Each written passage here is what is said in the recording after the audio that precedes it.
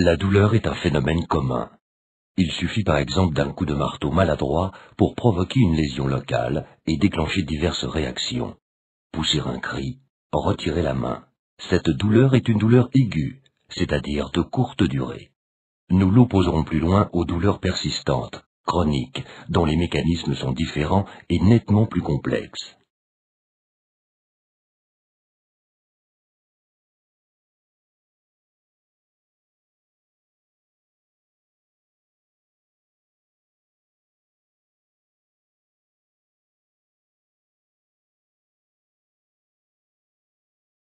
Le message va ensuite atteindre les différentes structures du cerveau.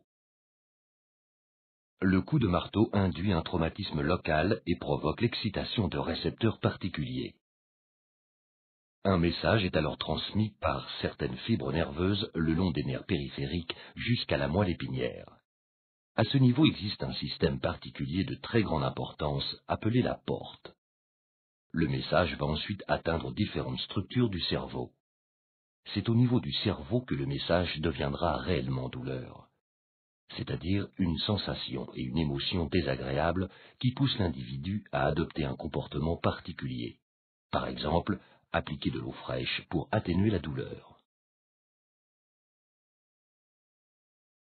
Il y a près de 25 ans, deux chercheurs, Ronald Menzack et Patrick Wall, ont proposé une théorie qui reste toujours d'actualité dans ses grands principes. Elle est appelée en anglais théorie du gate control, que l'on peut traduire par théorie de la porte de contrôle. La comparaison avec une porte qui peut être plus ou moins ouverte ou fermée illustre bien que le débit des messages douloureux peut être amplifié, réduit et même totalement interrompu. En effet, la transmission du message douloureux ne se fait pas comme le long d'un câble électrique. Les impulsions nerveuses transmises de la périphérie au cerveau subissent divers contrôles qui peuvent en augmenter ou en diminuer le débit. Cette théorie a permis de comprendre que cette sensation rassurante de l'eau fraîche, une bouillotte chaude ou un bain chaud peut effectivement soulager la douleur en provoquant la fermeture de la porte.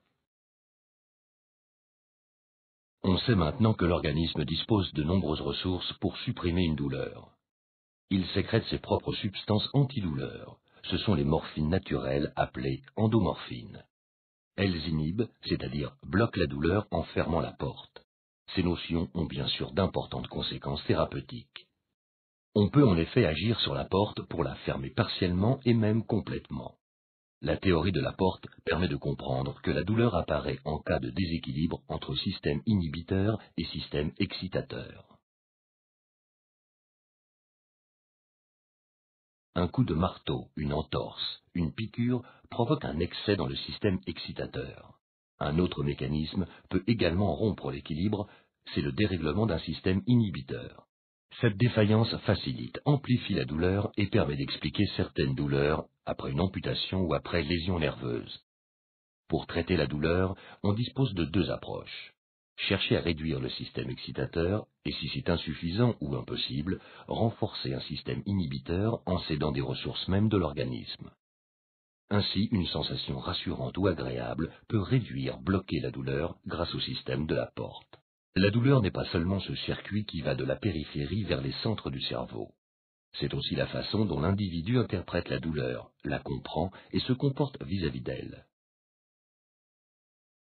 Une gêne dans la poitrine inexpliquée, dramatisée, peut conduire au découragement,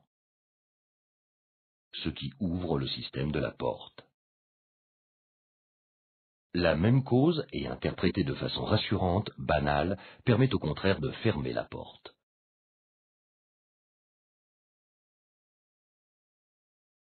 La douleur va modifier le comportement de celui qui souffre, et les autres vont voir la douleur, entendre la douleur. Leurs réactions positives ou négatives peuvent venir soulager ou accroître la détresse et la souffrance. Lorsqu'une douleur persiste, résiste au traitement, le plus souvent elle se complique de nombreux facteurs. Contraction musculaire, manque de sommeil, fatigue, mauvaises conditions physiques, inoccupation, anxiété, démoralisation.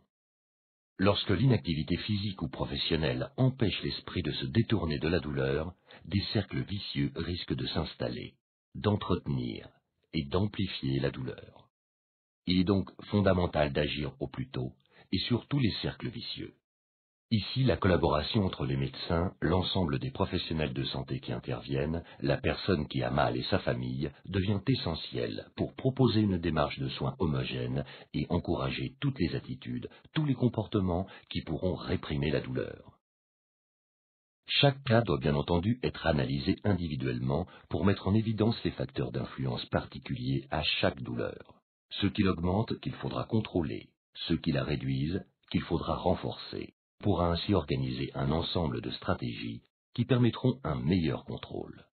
En premier lieu, examinons la façon de prendre les médicaments prescrits. Chaque fois qu'une douleur dure, il est recommandé de prendre les antalgiques à heure fixe et non pas au coup par coup, uniquement lorsque la douleur revient ou devient insupportable. Il est préférable de les prendre préventivement, c'est-à-dire avant que la douleur ne revienne. En cas d'accès et malgré un traitement préventif, certains traitements complémentaires peuvent toutefois être prescrits. Regardons ces deux courbes.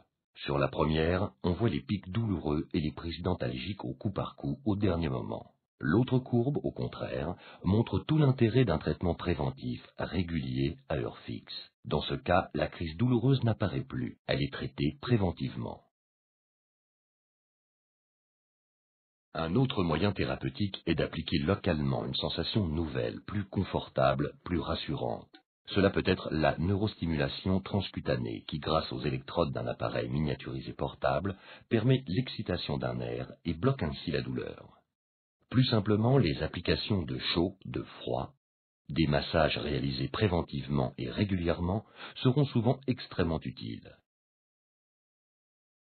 Il faut également savoir détourner son attention de la douleur, en s'occupant l'esprit par des activités motivantes. Reprendre progressivement des activités physiques est possible, et se base sur la stratégie suivante. Savoir faire une quantité définie d'activités, sans chercher à faire des prouesses inutiles, et en alternant avec des pauses. Cette mise en pratique régulière permet d'augmenter progressivement ses performances et ses capacités. Contrôler la douleur, cela s'apprend. Le contrôle psychologique de la douleur est pratiqué depuis fort longtemps dans d'autres cultures. Là aussi, sans parler de prouesses qui permettent à certains de se jouer de la douleur, on peut réellement apprendre à la contrôler grâce aux techniques de respiration et de relaxation. Pour une même douleur initiale, on a moins mal lorsqu'on est relaxé physiquement et psychologiquement, lorsqu'on domine le stress, lorsqu'on se tient des propos positifs et lorsqu'on maintient un comportement le plus normal possible. Le traitement par relaxation et des exercices respiratoires permet d'interrompre de nombreux cercles vicieux de la douleur, en réduisant la tension musculaire, en éliminant la fatigue, en redonnant un sommeil de qualité, en retrouvant confiance. Elle aide à s'évader de la douleur en laissant son esprit s'absorber dans des rêveries confortables. De nombreux cercles vicieux vont ainsi être brisés. L'équilibre pourra se rétablir. Donner leur chance à ces techniques d'autocontrôle, c'est au départ ne pas sous-estimer ses capacités à changer son état. Une douleur rebelle n'est pas uniquement l'affaire des médecins. Chacun a en soi les capacités de combattre la douleur qu'il faut développer en additionnant de nombreux petits changements quotidiens, ce qui relève de la persévérance et non pas du miracle. Sans une entière participation, sans une réelle motivation, l'amélioration peut ne pas se faire. Nous l'avons vu, la douleur est modifiable en bien comme en mal. Elle tend de nombreux pièges. Cette douleur cache-t-elle quelque chose de vraiment très grave, de bien plus grave que ce que les médecins disent? Faut-il cesser toute activité physique et intellectuelle, attendre sans rien faire?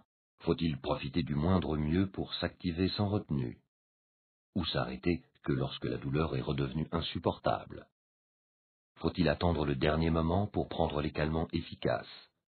Ne prendre que la moitié des doses prescrites? Faut-il parler sans cesse de cette douleur, en parler à tout le monde et à la moindre occasion? Faut-il changer sans cesse de médecin, de traitement? Les pièges sont nombreux, et au bout de plusieurs mois en l'absence de conseils utiles et spécialisés, une douleur peut devenir tout à fait rebelle. Heureusement, il est possible d'apprendre à la contrôler et faire comme certains. Leur douleur ne se voit plus. Ils savent s'occuper, ils ont appris à vivre avec. Si cela vous intéresse, vous aussi, vous pouvez apprendre.